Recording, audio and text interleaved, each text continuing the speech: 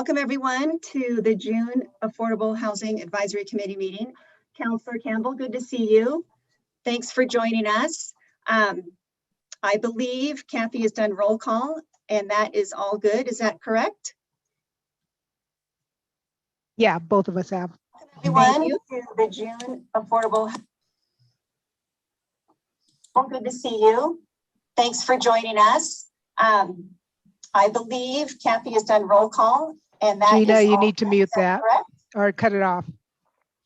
That was weird. No, it's because she started the live stream and the live stream is behind in timing and it's hard. You got to start it and make sure it starts, but it's blasting in your. So she shut it off now. We're fine. I shut it off. I thought I was in a time warp or something. That I was know. weird. Now I know what my voice sounds like in the recording. Yes, excellent. So public comment, is there anyone in the meeting or anyone attending that signed up or wants to do public comment? Usually I have one do this. That's how I did it a couple months ago. Any public comment, now is the time. So there are people on, if they want to raise their hand, the person on the phone can hit *9 if they want to, but so far nobody has raised a hand. All right, I'm looking, I'm not seeing any hands raised. Thank you. Thank you for those in attendance. I appreciate your time. Next on the agenda is the Citizen Participation Plan Review, and I believe Rachel is going to introduce that to us and speak a little bit about it. You have the floor, Rachel.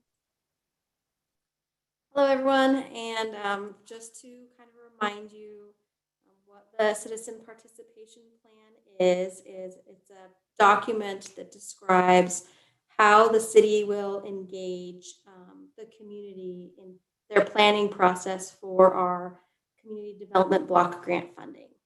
And to receive that Community Development Block Grant funding, the city is required to perform was formerly called an analysis of impediments to fair housing. And what we anticipate will be requested in the future is called an assessment of fair housing. And so the changes that are being proposed to the Citizen Participation Plan will incorporate that assessment of fair housing.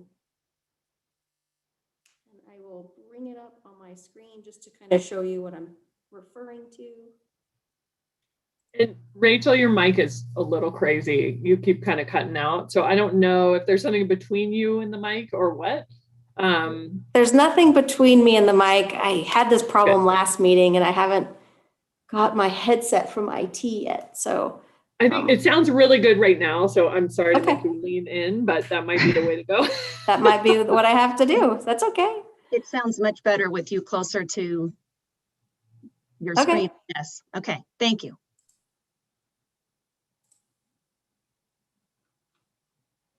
So here is my screen. I hope you can all see the Citizen Participation Plan. This should look like a familiar document. We made amendments last summer to address some of our COVID emergency timelines. And the document will have a new definition, the assessment of fair housing incorporated. And in addition, it will just kind of incorporate that assessment of fair housing with the consolidated plan throughout the document and describe how it will be implemented into our consolidated plan process.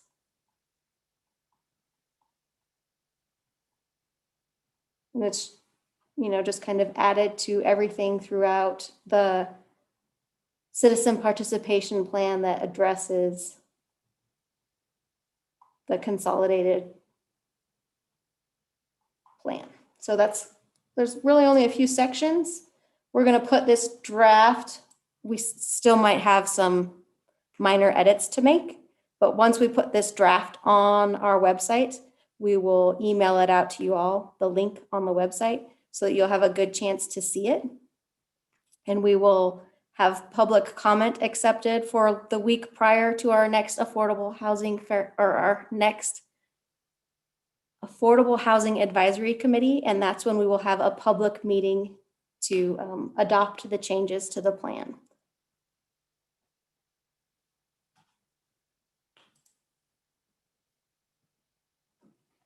So does anyone have questions about the amendment to the citizen participation plan?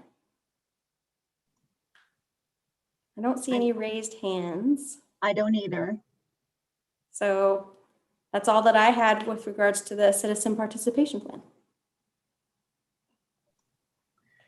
Thank you, Rachel. I think some of us have been on the committee long enough where I think the latter part of this year and part of next year, it'll refresh your memory, because some of us went through this the last time.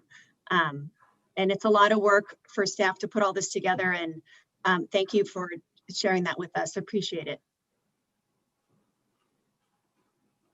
So this is what I missed last month, was some really great discussion on scoring criteria. And I know we've been fine tuning the score sheets for affordable housing and CDBG funding for us. And it's my understanding there was some good discussion last month about that. I'm trusting everyone saw the drafts sent by Kathy. I believe it was last Friday. I wasn't at the meeting. So if anyone has anything to share above and beyond that, or any comments, or if these draft revisions look okay, I'm just looking for some discussion and head nods if everything looks the way you guys were hoping it to look. And the update, I love the updates that we made, because sometimes I still stumble on some of the scores, and I've been doing this for a while. Rachel has usually corrected me. It's our inside joke. But any comments on that, or any additional feedback? I think they look great, and it should put everybody on the same level as how they interpret that specific line. Thank you, Rachel. Yeah, I agree. It's much more clear. So thank you. Priscilla, did you have your hand up, or did I just, oh, you had your thumbs up. All right, great. Yes, thank you, Rachel, for doing that. Allison is a fairly new committee member. Heather is as well. I think with these new scoring criteria, it's going to be a little bit easier for us the next go around. So thank you for the input. I think just based on the thumbs up and the head nods, I think we're good with those draft revisions. Sound good? Excellent. This might be a pretty quick meeting, but I don't want to jinx it. Next on the agenda is the home ownership funding. Lynn and Rachel updated me prior to the meeting regarding that. Looking at my notes, I just want to throw this out for discussion. I don't think we have to decide today. Lynn or Rachel, correct me if I'm wrong. I might just have Lynn start speaking, and then I'll add what if I'm missing or still have some questions. Lynn, go ahead and you have the floor and share with the committee what we're thinking, or ideas. Great. Or maybe we're not thinking of anything. We're just trying to figure something out. Yeah, so I think you all expressed interest in talking a little bit more about homeownership and ensuring that we are funding the full continuum of housing options for folks. As we have seen with some new folks moving into town doing rental developments here, we get a lot of bang for our buck out of those rentals. And we need, now that we have kind of hit the map, I'd say, for folks wanting to come here and develop, we need to make sure that that we are preserving money for homeownership on some level as well. Because if it just comes down to dollars per door, rental's going to win every time, right? And so I think that's sort of my summary of what you all were expressing a meeting or two ago about the need to preserve homeownership funding in some way. Rachel and I are coming at this from the perspective of sort of compliance and technical side, which is that we need to be very cautious of timeliness. And that has led to two different things. One is that we are advising that we only do this kind of soft set aside parameter in the Affordable Housing Fund for start. If that's not effective, we can come back to the drawing table and look at it again. But at this point, our proposal for today is only for the Affordable Housing Fund, not for CDBG. So just wanted to put that out there. The second thing is that we will advise that even if we have this soft set aside in place, whatever that looks like, that we would strongly advise you all to only use that if projects are within maybe 9 months of getting ready to move dirt at the latest, so that we can just sort of keep things going. And really that's a response to sort of the great need in the community right now, both public perception and true need. You know, we need to get the money out the door and effective rather than having folks sit on it for a long time. Does that make sense? So that's sort of our timeliness consideration as we move through this discussion. As a starting place, we thought we'd come up with a number. This is not the perfect number, I'm sure, but it's a place to start. And that was potentially 20% of the Affordable Housing Fund would be set aside for homeownership. But I want to have a couple of discussion points for you all within that. The first is that, you know, recently we've been putting out about $1 million a year in that Affordable Housing Fund. And so 20% of that, 200,000, like that's pretty easy math, thankfully. Is that the right number, first off, whether it's percentage wise or not? And then I want you to think about what happens when that fund goes up or goes down. Is there a sort of a floor that we would want to create that we wouldn't want to go below? Like, let's say we only bring in 500,000 one year. Would we want to still have that 200,000 number be the sort of floor that we would preserve for homeownership? Or would you all be comfortable with that percentage fluctuating if the revenue went down to still be 20% or whatever that percentage is that you all land on? So we're talking through the percentage and the floor. Is there a ceiling? You know, all of those parameters. Do we want to create some sort of framework within that? The second is really about scoring and who qualifies for that. Do we want to ask that projects meet a minimum score in order to be eligible for that soft set aside? So obviously there's still going to be competition throughout the fund. We want to make sure that we are funding homeownership if there are eligible projects. Do we just want to leave it that simple, or do we want to create some framework either within the scoring criteria or in another way to ensure that the projects that may receive this set aside are ready to go and the right projects to fund? So those are sort of the discussion points. So what I'd love to do, Cindy, with your permission, is open it up for discussion on what is our percentage or floor or ceiling out of the Affordable Housing Fund. Do we want to have any sort of minimum criteria or score in order to qualify for that? I think those are the main two pieces, and then anything else that comes up. And so again, we don't think 20% is the perfect number. It was just a starting place. You all are in charge of this and can help us sort of formulate what happens next. But that's sort of how we were coming at it. Hopefully that makes sense, but I'm happy to add a little bit more. The idea with creating sort of a minimum score is that if we don't have the right homeownership proposal, that money could then flow into the other projects that have applied and kind of keep moving things forward, if that makes sense. But we have to find the right balance there. Okay, so when, like, just on note on the last thing you just said, if an applicant gets these funds, but then they're not ready, were you saying that they could go back into the fund, or would it be applied to what is currently awarded funds, and then the committee has to, we would rediscuss what amount would go to either one applicant, or would we spread it out? Is that yeah? So the way I was envisioning this, and let me know if this is answering your question or not, but the way I was envisioning it is that we have, let's say, $1 million. We've established that. We establish that on like January 2nd every year. How much do we collect in revenue over the past year? And then we subtract out any sort of existing obligations. So let's say we have $1 million. You all say the percentage we want is 10%, 20%, 30% for homeownership. So that 200,000 then kind of gets set to the side. My suspicion is you guys will probably want to go through those applications first next time when we have this set aside to make sure that they sort of meet your sniff test, whatever that sniff test is. And I think that's what we're trying to get to today.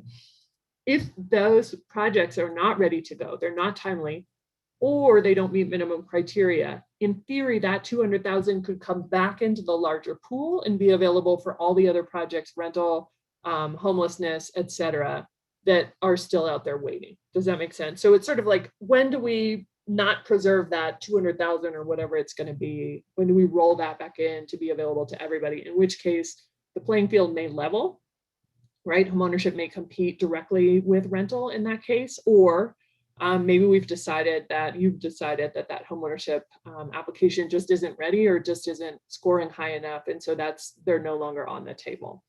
So some of this we're going to have to kind of figure out as we go, I think, depending on what applications look like. But I did want to sort of at least have the conversation about some of these parameters up front so that we don't go in completely blind and our applicants know what to expect also. Hold on. Oh, Cindy, you're muted. Yeah. Yes, I am not muted now. Thank you for that. And so Matt, I see your hand raised, and then Kathy, you'll be after Matt. So Matt, you have the floor. Thank you. I appreciate the discussion. I appreciate, opening it up. I really, I guess my point of wanting to chat about this was just to reset kind of the way we were thinking on some of the allocation of funds. And I just wanted to express my concern that we should really look at home ownership as well and take maybe a step back from dollars for doors to create a little bit more diversity within the affordable housing community. I do have some reservations regarding putting any sort of parameters on the amount of funds that we'll have available, earmark, site ready, things like that, just because in a way we're almost limiting the possibilities then at that point. For affordable housing on home ownership, a lot of times the applicants are coming to us for things like land acquisition or infrastructure, and they're utilizing state lift funds for the actual construction of it because they can be a little bit less restrictive and have better terms.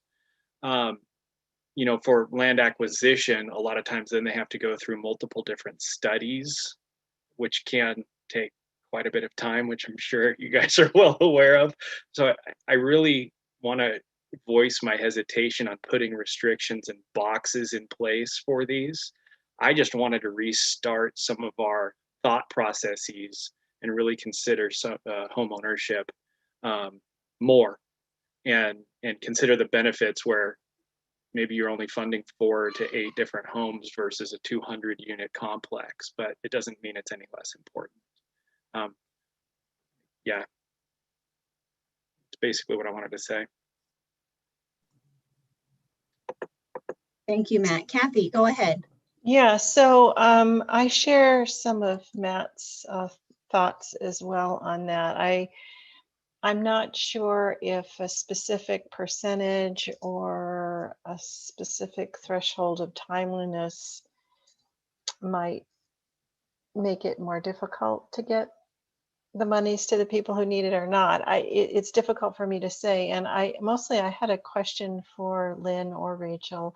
Is there anyone other than Habitat and Core that are providing ownership? I think those are the only two we've experienced up to this point.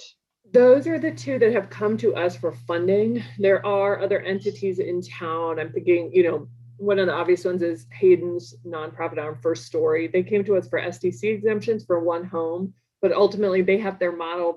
They don't usually need our financing, and so they don't usually come to us. There are also more folks in this realm coming to town too. Yeah. You've done Steve Rizonka before too. Oh yes. Well, yeah, a long time ago. Yeah, I remember that. He did. That was a rental project though. His townhomes are ownership. Townhomes. But and I think he had a vision that might become an ownership sort of rent to own type scenario, but I don't think that proved out. So Housing Works has some in Bend as well. Yeah, that's true. Okay.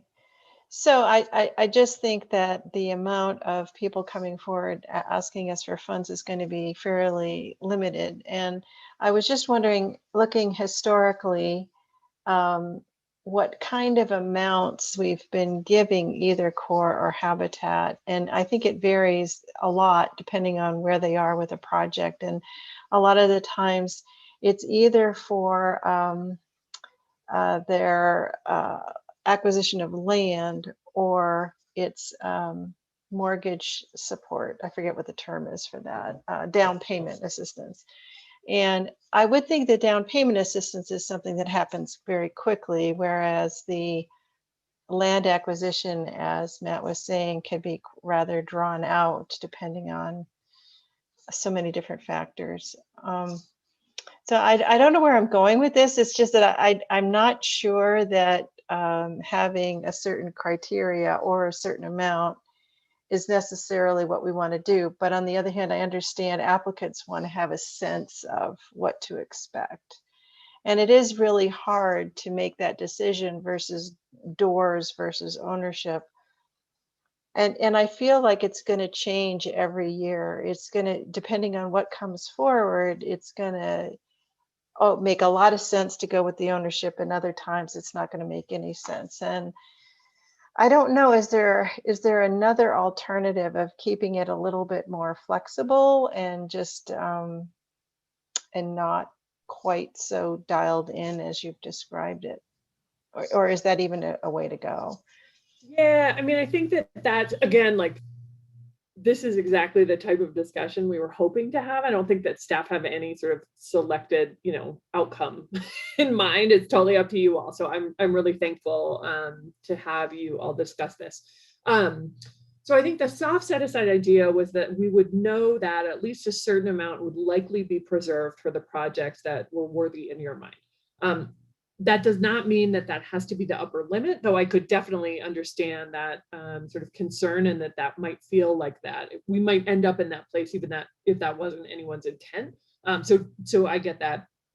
The soft element of it is that we will roll that money into the larger project pool if the right applicant does not come to be.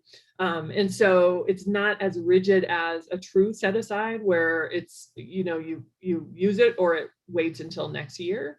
But that was sort of the idea behind the soft part of it. I'm not really sure, because I think, in the formalizing of scoring criteria, again, we could potentially think that through about whether there might be a way to get to home ownership. I think it's more sort of creating, does this group have a feeling about what that target should be? Yes, interest in home ownership, but then I think when you guys are faced with this amazing pool of applicants all doing wonderful things, it gets really hard to say yes if you haven't already established that there's sort of a goal in home ownership on some level. And so again, I don't know what the answer is. I mean, we could just set sort of this, idea that it's going to be, at least a percentage, or it doesn't have to be a super formal process. And we can remind ourselves of that ahead of the actual deliberations. Whatever that looks like to you is fine, but I think that's where we were thinking the soft set aside was probably the more flexible option if we want to ensure that that's actually happening versus just sort of this aspirational thought. Does that make sense? I'm also happy to go do some more research too and see what everybody else is doing. This is kind of how OHCS is doing it for some of their funds, which is where it came from, but there might be better ways. Thank you, Lynn. And when we began this discussion, you were talking about having this be focused on the affordable housing funds because there's not these timing issues with CDBG. And Matt, correct me if I'm wrong, some of the timing issues you brought up, I think, are more tied to the CDBG funding than it is the affordable housing. And to address Kathy's comment about, every year it seems to be different, Habitat for Humanity, we funded in 2017, 2018, and 2019.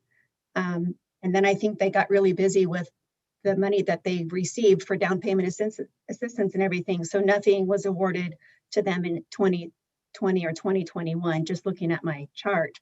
I like having the flexibility. I would be a little concerned if we decide there's a percentage set aside for housing, but then if that doesn't get used, it gets back to the pool for any use. Just in my brain, that's kind of confusing. And I know this is just for discussion, so I'm just throwing out where my brain went. If we set aside a percentage for home ownership, but then it doesn't get spent, putting it back in for any application, I would think I'd want some more discussion on that. So that's just my 2 cents. And I see Priscilla's hand up, and then Matt, you'll be next. Thank you. So I guess the concept of a set aside, particularly for home ownership, theoretically appeals to me, but in the current market, I think we're in a very unstable housing market. Prices are going up. We all know that. We also are somewhat uncertain about evictions and what people may be struggling with for rents. I mean, I guess I just feel that this particular year I'm really reluctant to set any guidelines apart from the strength of every application and how much they address the bigger community issues. So as I said, I think while conceptually I support it, this particular year, I would be very uncomfortable doing a set aside, just because the volatility of the market we're living in right now. So that's all I have to say. Thank you, Priscilla. Matt, you're next, and then Heather, I see your hand. You'll be after Matt. Thank you. Heather can go first. I've already had a chance. Oh, I'll okay, follow Heather. Okay. Thanks, Matt. You know, I echo some of Priscilla's comments. I'm really concerned about our housing market. I mean, there's a lot of people can't afford to buy homes, a lot of people. And I'm concerned about our ability to even conceptualize and have developers who can put together this funding package for where the markets are now. And it's just, terribly concerning. Although I support the notion, I mean, obviously, we'd like to see a range of housing options in our community. I do go back to, though, just having rental options and having a place, any place for our community members to live. And so, I mean, I guess what might help me is to understand, with all of the rental housing projects we have underway or planned, once those are done, what's the size of our gap right now for housing, generally speaking? And, if we've sort of eroded away that huge gap with just even rental housing, or do we have a ways to go? Because it just seems like at some point this becomes a prioritization exercise of having quality, safe, affordable housing of just even rental for our community before we even start looking at some of these other things.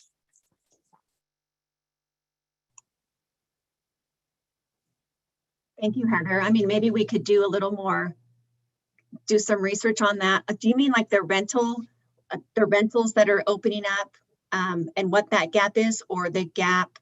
The rentals specifically. Because as I understand it, and I may be wrong in this, we still have a ways to go. I mean, we've got some important projects about to be completed and some in the pipeline, but it sounds like, from my understanding, and please correct me if I'm wrong, we have a ways to go still with the rental market. Yeah, I mean, I think if it's okay, Cindy, that I jump in. The challenge in Bend is that by the time any data is published, it's already obsolete, right? And so census data is kind of what we rely upon. We are very eagerly awaiting the 2020 census because ACS, as you all know, is really a projection. And those 5-year averages are just that, averages. And so it's very hard to find out sort of what our true market is today. You all are certainly the technical experts and know as much, if not more, than most of the other folks in town about what's actually happening. And I think we all have horror stories that we're hearing left and right. The other source of information is from HUD. And what they do is take the census data. This is my understanding. I could be way off, but this is my understanding. They take the census data and then they sit on it for a year and make sure it's good. And then they put it back out. So the HUD data is even more delayed than census data is. Which means that we're sort of operating in the dark to some degree. So we have had sort of that matchup. Most of you have seen that slide that Echo Northwest put together for the Bend 2030 work group a while ago that shows the sort of surplus or deficit of unit by AMI level. That was from 2015 ACS data, and that was a great matchup. That's all, census data, but it had to be an external party hiring that consultant to actually do that matchup. That said, we are embarking on what was formerly called our housing needs analysis and is now called our housing capacity analysis. This is a required document by the state of Oregon that talks about, as you all, so sorry, I'm taking us back a step just to make sure that you all have the big picture on this. Oregon tells us cities, you must prepare for 20 years of growth and ensure that you have both the appropriate code internally and the density internally, as well as the acreage that you need to account for that 20-year supply. So that's how we get to a UGB expansion or not, is by doing the work to identify both on housing side and on employment side what those needs are for the 20-year planning period. We are told each year by PSU what our population forecast is.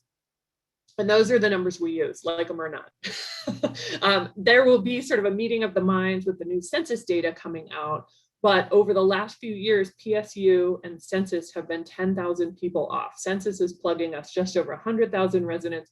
PSU, I think, was 91 or 92,000 residents. So there's a big gap there that only comes about when you're growing as quickly as Bend is. So that'll be a good reset when we get the census data. We are embarking on both our housing capacity analysis as well as the employment opportunity analysis over this biennium. So we'll have that information soon. And what that's going to tell us is, what do we have and what do we need?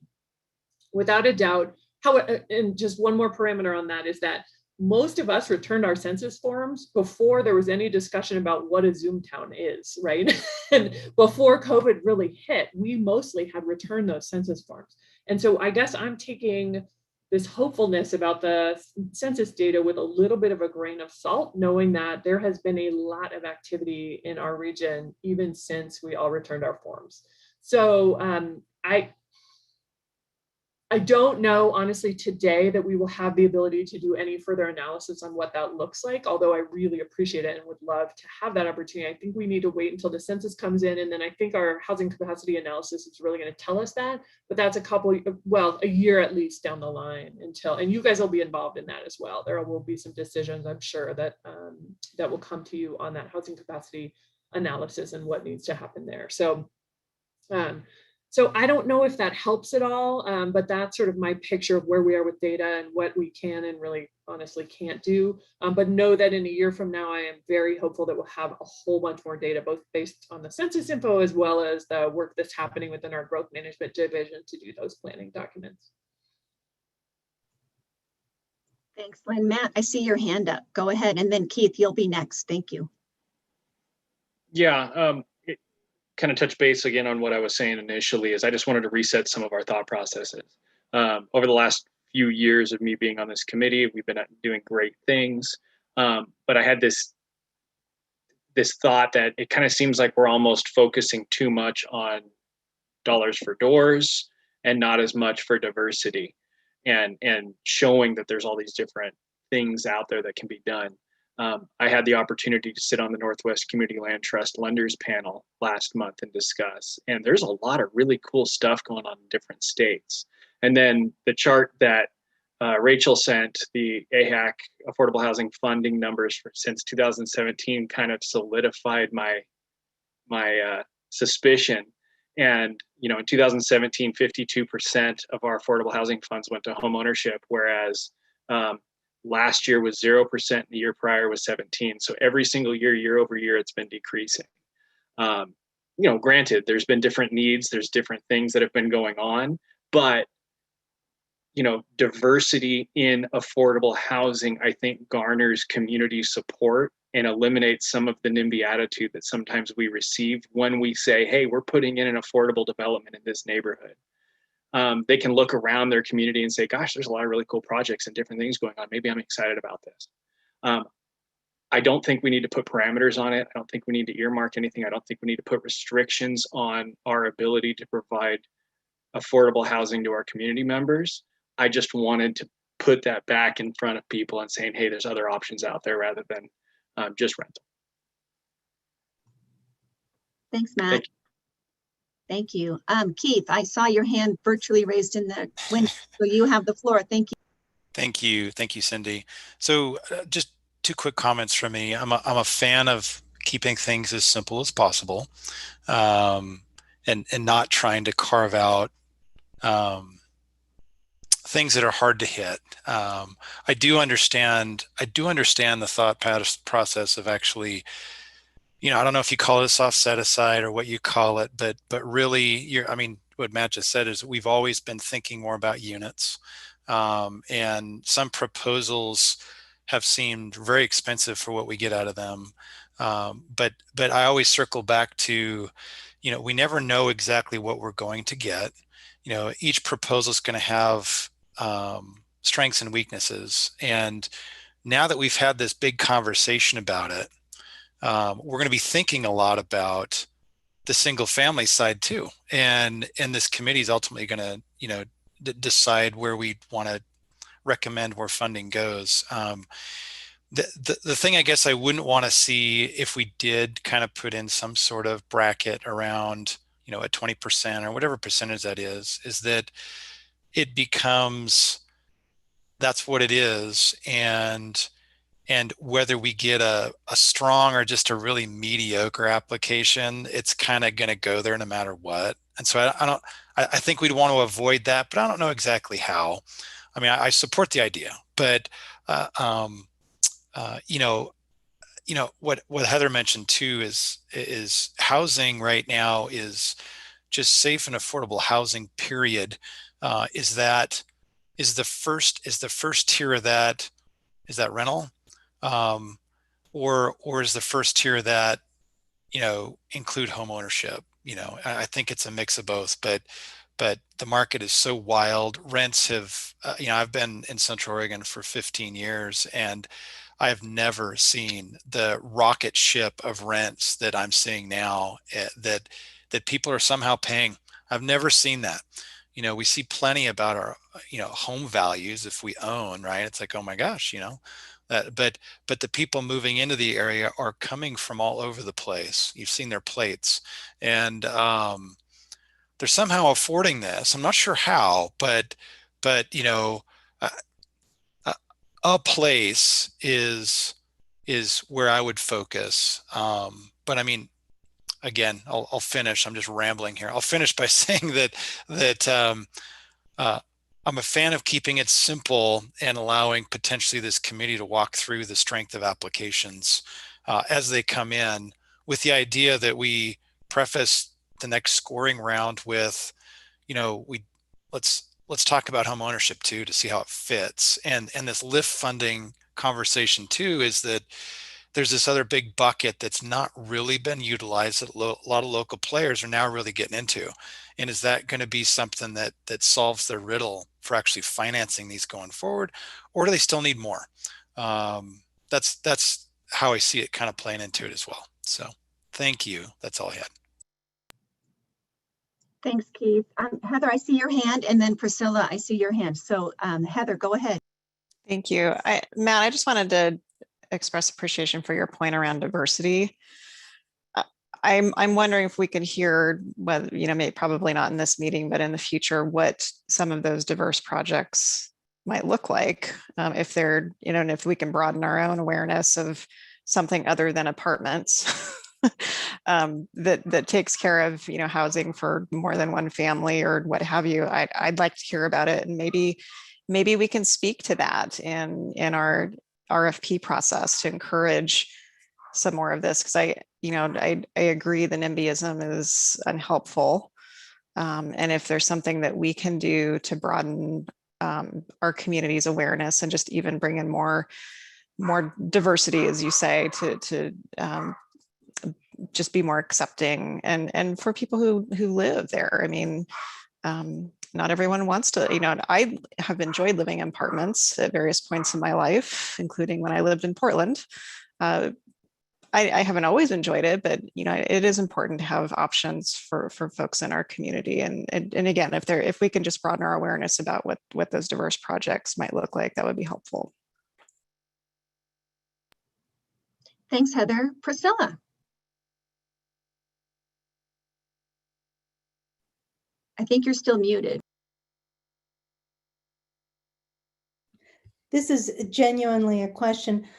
Lynn, have you ever seen a sort of template for a town of 100,000, the ideal home versus rental distribution percentages?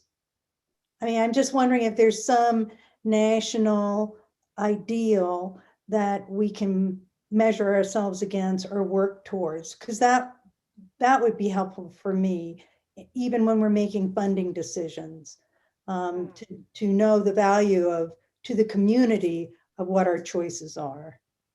That's a really great question. My sense is that if we were all to define ideal, we would define that differently. That said, there's a lot of discussion about homeownership rate, right? And what is homeownership rate? And that was a big sort of metric that we saw a lot of during the big recession, right? When homeownership rate tanked.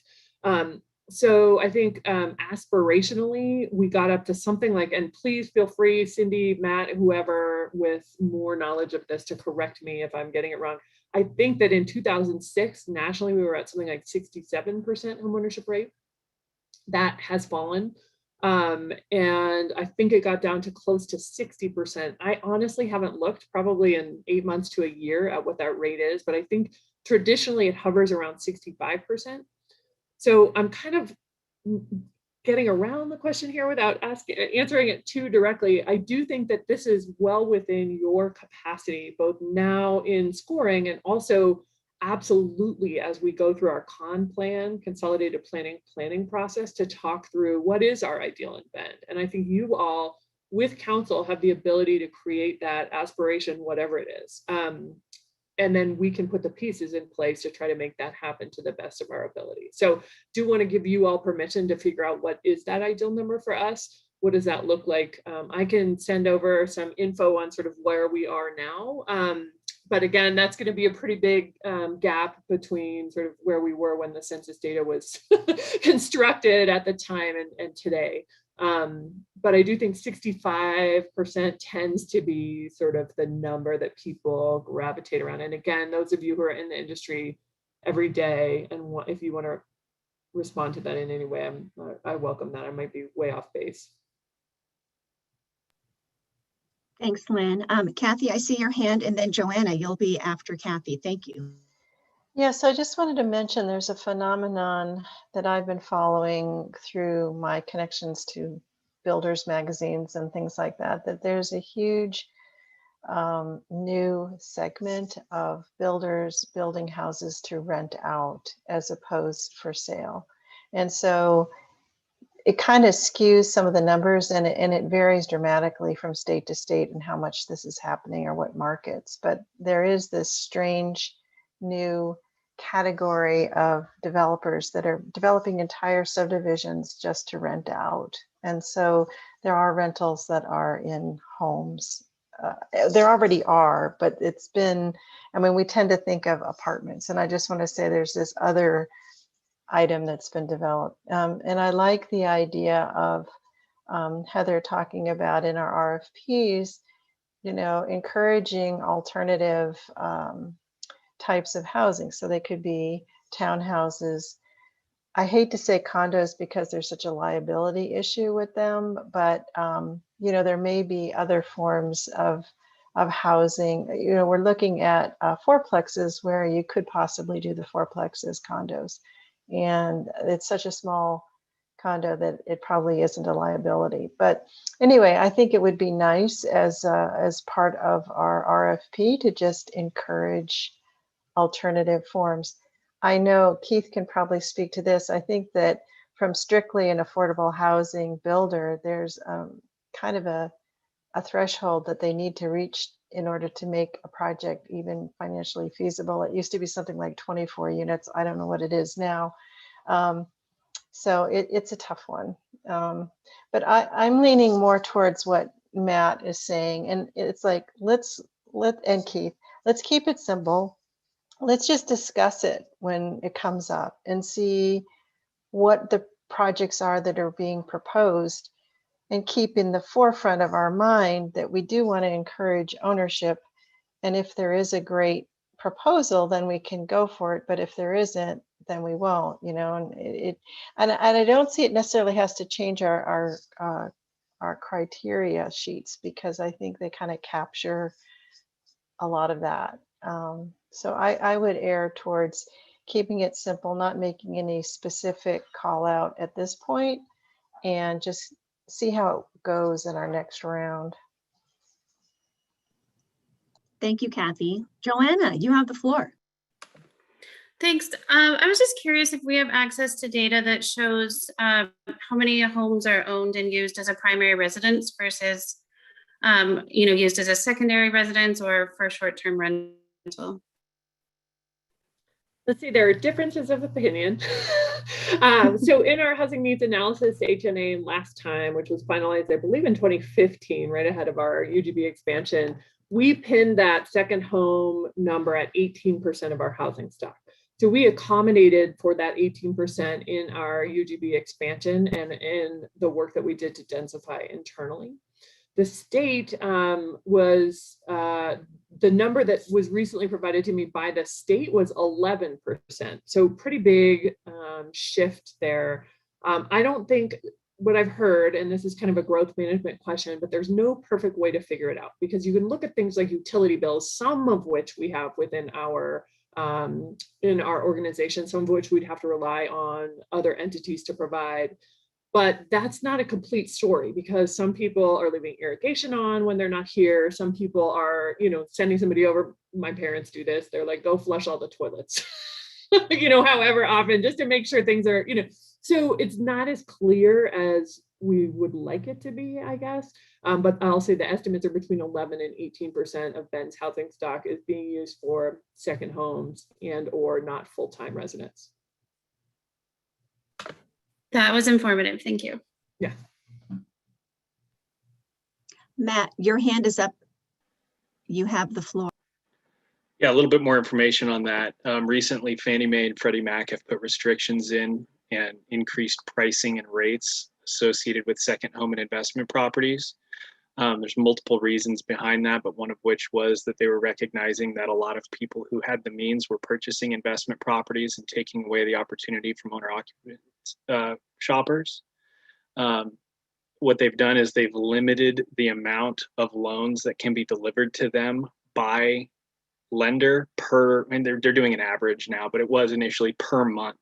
So if a lender was originating 100 Fannie Mae loans, they were only allowing 7 to be second home and investment properties.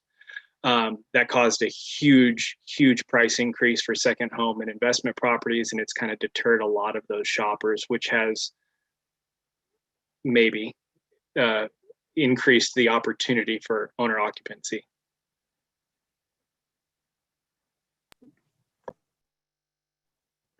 Thank you, Matt, for that. Being in the real estate industry just in the last couple of weeks, this is a brief market overview. The full-time brokers that we've been writing anywhere from 10 to 15 offers for buyers, that's starting to go down. Buyers are starting to have more options. The price point of $450 to $650 is still quite competitive, but inventory on my charts is increasing. That means more choices. That means less insanity. I just had to call it insanity in February and March. I wanted to retire. Like, it was so stressful. It was so awful. But we're starting to see that ease a little bit. And Matt's point about Fannie Mae and Freddie Mac changing the rules on that has changed a lot of people's minds about where they might want to invest in a second home or an investment home. So the thing about real estate is, by the time we see the change, it started happening like 3 to 5 months ago. But I'm starting to see some adjustment, which is really great. And then I'm just going to loop in. Thank you, everyone, for all of your comments. I think I'm just going to summarize, and Kathy Austin, you summarized it very well. My take is, as the committee has shared their input, I don't think the committee is ready to do any, what I'll say, hard and fast guidelines for a set-aside fund. But this discussion is helping us all be aware of, when we do this next RFP process, having this in front of our minds and being cognizant of, what Priscilla mentioned about the market being pretty unstable, and Keith and Kathy and Matt, keeping it simple. That's the direction I'm thinking we're going. If that's the consensus, I think that summarizes it nicely, Kathy, how you wrapped it up, and really appreciate this discussion. Am I missing anything, Lynn or Rachel? Does that give you some direction? Or It does. Thank you all. I just continue to be so thankful for the discussion that you all are able to have and the sort of insight that you bring. And so really appreciate that. We did not have a set outcome in mind, just wanted to sort of pose some good questions to you all and let you take it and run. And so really thankful for that discussion. And our life is a lot simpler not having to worry about a set aside. So that's great. We just want to make sure we weren't missing the mark with you all and your desires. So. Excellent. Thank you. Thank you. Well, next on the agenda is staff report. Lynn, what do you have for us? There's a lot going on. Oh my goodness, meetings galore. Really good stuff, lots of activity. Couple things to start off. First one is that there is a committee council check-in on July 21st. So that is attached to the second council meet. Well, it would be the second council meeting of July, except that we traditionally do not have one during 4th of July week. So it will be the only council meeting in July 21st. I need a volunteer to come and participate in that. We will prepare you. I'm not entirely sure of all the specifics yet. We don't know. Typically, historically, those have started around 3 o'clock in the afternoon. I think we're probably going to look a little closer to 4 or 5 o'clock start for that. And it's really just a great opportunity to sort of interact with the council, talk about what is being worked on, what sort of opportunities are out there, et cetera. So I'm not yet sure if that'll be your opportunity to say, these are the things we want to do, or if council will say, these are the things we want you to do, or if there will be some other focus. But do want somebody to help out with that if possible. And so let me know if you're interested in that. I'll be going on for more volunteer opportunities in 1 second. And I can shoot on an email after the meeting too, if that's better, so folks can check calendars. Okay. So council has also restarted their 2 subcommittees. So the idea of these subcommittees was that this was an opportunity for council to chew on some of these big topics outside of very limited work session capacity. So there are 2 subcommittees, each have 3 members on it. One is called community building, the other is stewardship. So you all may remember, I believe it was Kathy was the liaison from AHAC to the subcommittee last round. And at that time with the last council, we were plugged into just 1 subcommittee. We now are plugged into everything. Housing is a big issue. So there are 2 upcoming. The first one is community building this Friday from 3 to 5. And Kathy, thank you very much for volunteering to be there. That discussion will be focused on the sounding board, which is you will probably remember we had this sort of quick strike shelter proposal for Project Turnkey. And then we had this longer process that we were starting to talk about what should our permanent shelter code be, because we know there are adjustments. So that's the sounding board was stood up to sorry. Sounding board is helping staff work through code for shelters in the city of Bend. And I'm using the term shelter pretty loosely there. So they will present some of that info to this council subcommittee on Friday. That's one of the topics. The other is the parking minimums conversation that you all have heard about that was proposed by Councilor Keebler to eliminate parking minimums on residential development in Bend. So we're continuing to work through that topic. That's happening this week. You all should be able to watch that either from Granicus, which is the system that's embedded in our webpage, or on YouTube. Well, all of those things should be in both places. The second subcommittee is called Stewardship. We're still landing on the time for that. It will either be June 21st at 3 or June 22nd at 8:30 a.m. And that one is really focused on ARPA funds, which are the relief funds that most recently came out. So we had the first subcommittee meeting where council was very strong on let's put the vast majority of this towards housing and homelessness, which is wonderful. We now need to bring back some ideas for what that looks like. And I think that's getting set up in both a quick strike and sort of long-term path as well. We seem to be falling into this routine, which is wonderful. So quick strike is really what we're focusing on. This is for urgent and immediate needs, get the money out the door quickly, and then we'll take longer to figure out what to do with the remaining funds and all the different needs that are out there having to do with recovery. So looking for a volunteer. I can obviously on all of these volunteer events, Rachel and I can prepare you appropriately so that you know what you're walking into and have some context, and we can, when we know what's coming, we can prepare you with talking points, etc. So just know that, but do know I will need somebody from on the 21st or 22nd at one of those times, and I'll summarize this in an email after, unless anybody's raring to go right now.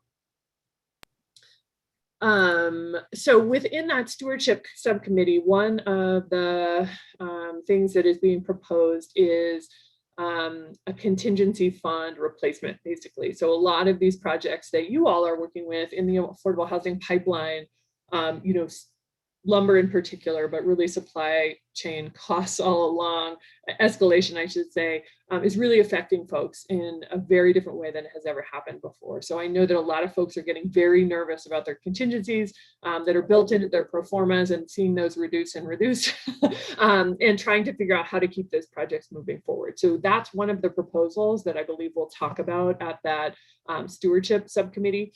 What my ask is for each of you is to continue to pass on what you are hearing about that in the market, specifically around affordable housing. I know it's an issue for market rate as well, but at this point, with limited funds, that's really what we're focused on. So I put out a call to a number of our sort of usual suspect developers asking, you know, what are you looking at? What is your need, et cetera. But would love to have you all sort of extend my outreach and continue to send me anything that you're hearing on that too, just so that I'm in the loop and we can appropriately formulate what that looks like. If that fund becomes a reality, almost certainly we will work with you all to work on parameters and sort of what that looks like for allocation. So know that that's coming, but in the meantime, help me know what's going on. And that's an open invitation also to all of you at any point, whether it's ARPA related or otherwise. Really great news. A lot of the relief funds are starting to be released. So there is rent assistance available. There's a little bit of mortgage assistance available. There's also utility assistance kind of wrapped into that rental assistance. There's landlord assistance. There is a huge, I'd say, awareness of sort of all the things that are pending when the eviction moratorium and foreclosure moratoriums end. So good news. Please help spread the word. I think the city, we typically don't promote things that aren't ours, just because it's hard to draw that line between, you know, how many other organizations work you can say yes to, I guess, as a city. In this case, we are putting some of that out on our social just to make sure that the community knows. Locally, for that rental assistance fund, Neighbor Impact is the contracted entity. All the decisions are made at the state level, but Neighbor Impact kind of collects the paperwork and uploads it and make sure you have all your, you know, T's crossed and I's dotted. So please reach out if you don't have information on that and may know folks or have a network that would be interested in knowing more about any of that. The mortgage assistance, I think, is still sort of pending. State is developing programs for that. In the meantime, some of the old money from the last recession is still lingering at Oregon Housing. So you have to show a documented decrease in income and things like that, but know that there is actually still money from the last recession. The reason for that is that Oregon was so effective at getting our money out the door that when funds were recalled from other states, a lot of that was reallocated to Oregon because we had done a really good job of getting it out. So we still are lingering, and it's getting harder to qualify people just because the issues that were in play in the last recession aren't always at issue now, such as are you underwater, things like that.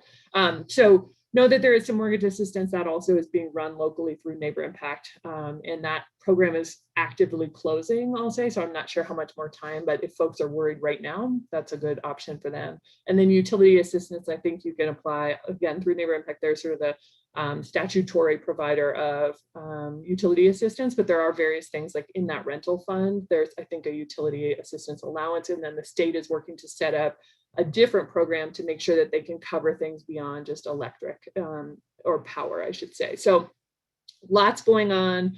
I'm happy to dig up some info for everybody if you don't have this and know folks who need it. Super important stuff in stabilizing our community and making sure that we're able to recover effectively.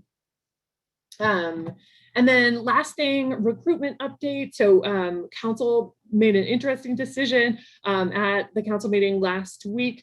So Matt, as in his lending position on AHAC, has been renewed for 3 years. Priscilla is in an at-large position. And I think with council's really deep focus on equity, they wanted to encourage Priscilla to reapply for the position because there's no issues whatsoever with Priscilla's work, but also ensure that there was an opportunity for folks who may have a different perspective to also join the committee. And so I think they're starting that process. You all will see a recruitment announcement in the very near future from us. Just wanted to let you know that that was coming. The CDBG RFP should be going out any minute. We wanted to make sure we had scoring criteria appropriately, in place before we did that. So know that that's happening. There's also, you all have seen some of the media on the navigation center that Bend was awarded through the legislature. So through House Bill 2004, there were a number of cities listed to get funds for a navigation center. This is really more focused on both homelessness and also those that are unstably housed. The idea that this is a one-stop shop for all things, as well as a low barrier shelter. So rather than deciding that we knew all the things that needed to happen with that, we are sending out a 2-stage RFI, and I guess actually we're calling it an RFQ and then an RFP. So that first stage is going to be published on Friday. The idea behind this RFQ is tell us what you got, community.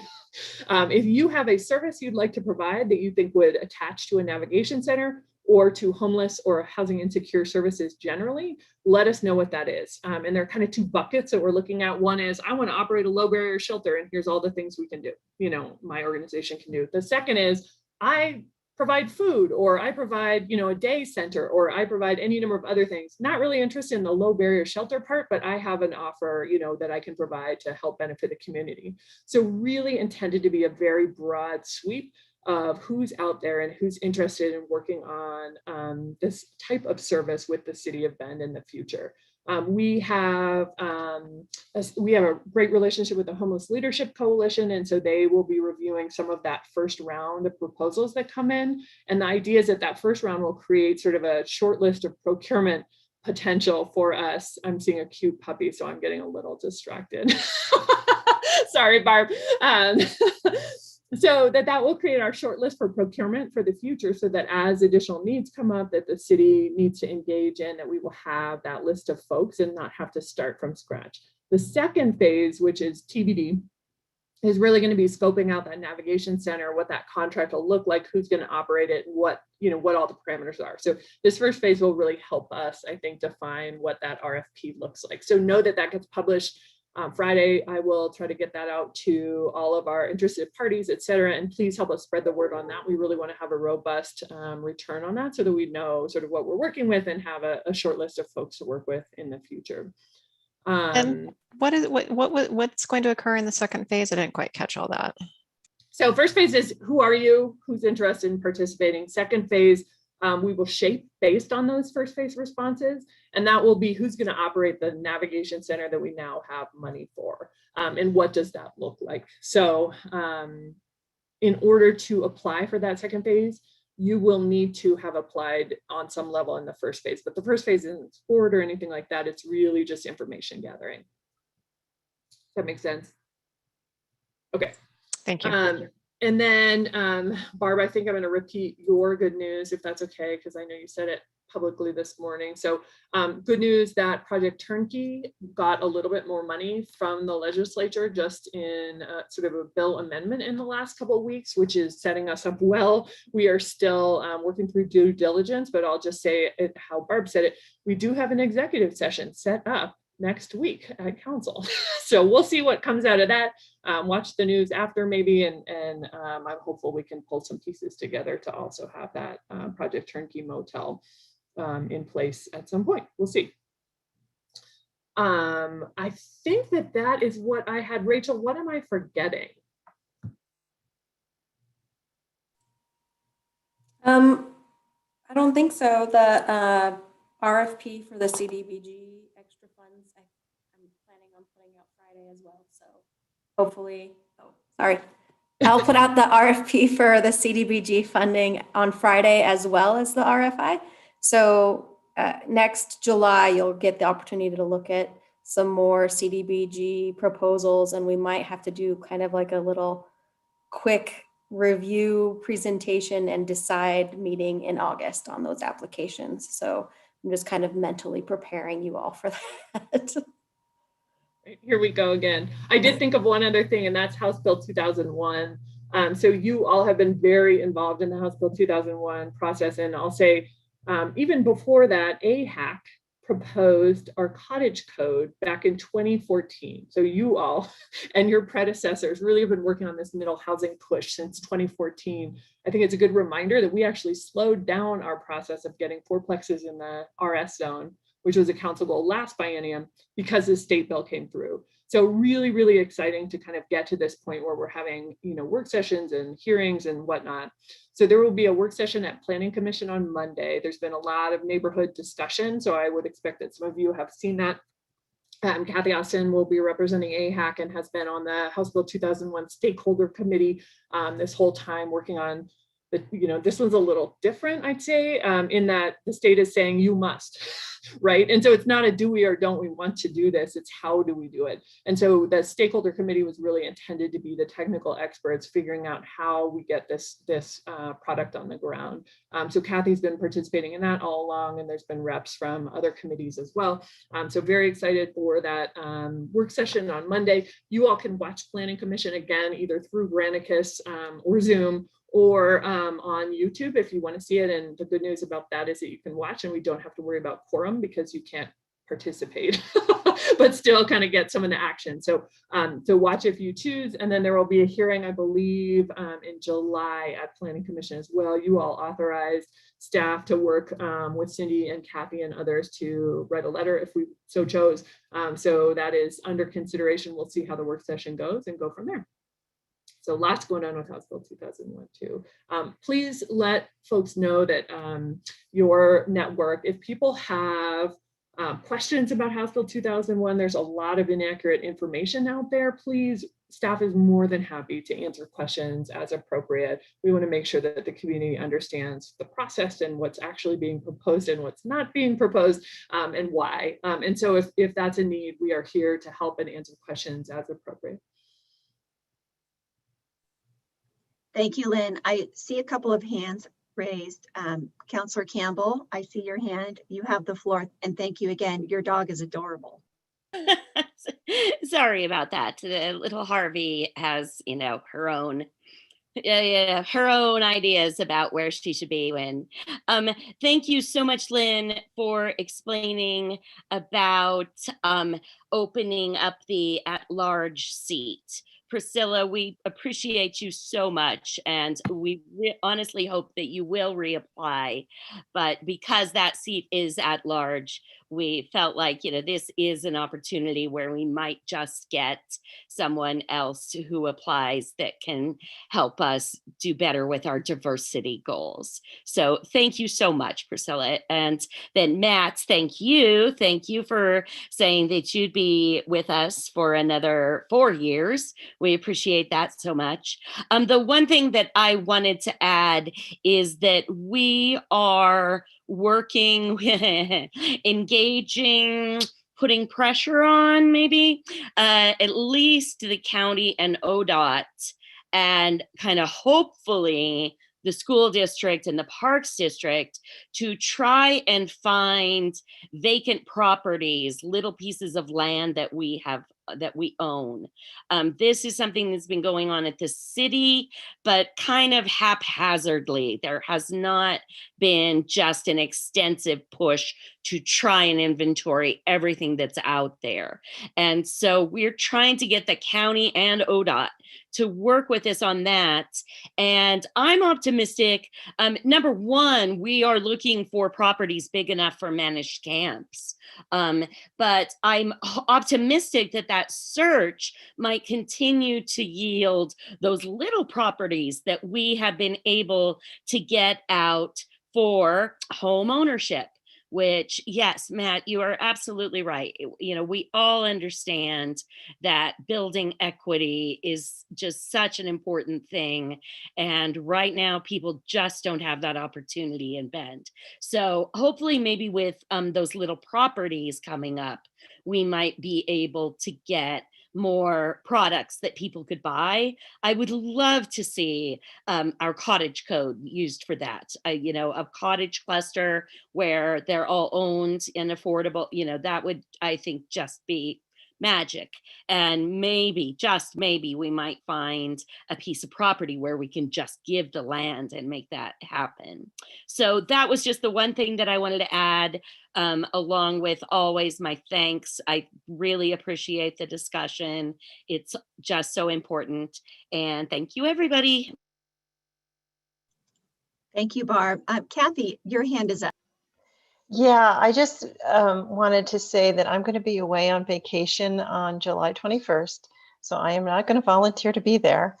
And I'm already on so many freaking committees. I'm not going to commit to being on anymore. So I just want everybody to be thinking, okay, can I volunteer? Kathy's not going to volunteer for this one. So I just wanted to say that. And then also, I just, Lynn, too, you were asking for information if we've been hearing anything about contingencies and so forth. And just as like one little piece of information, I follow all of the builders magazines, and this is a national number and not local, but the most recent numbers are that the cost of materials has added about $36,000 per house. And so that's not necessarily affordable housing, but you can kind of get the idea. It's a significant chunk. And I know, I think I mentioned this already when I was down in California, we built some raised beds.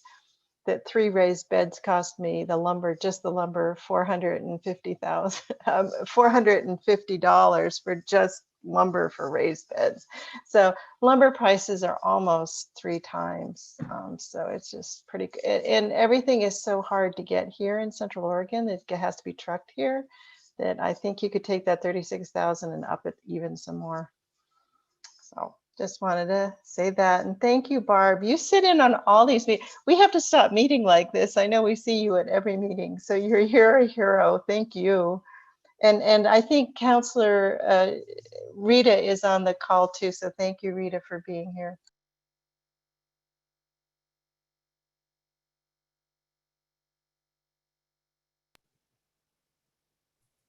Excellent. Well, great staff report, Lynn. I think that's the fastest you've ever talked and covered so much material in a short window of time. Thank you so much for being so efficient and prepared.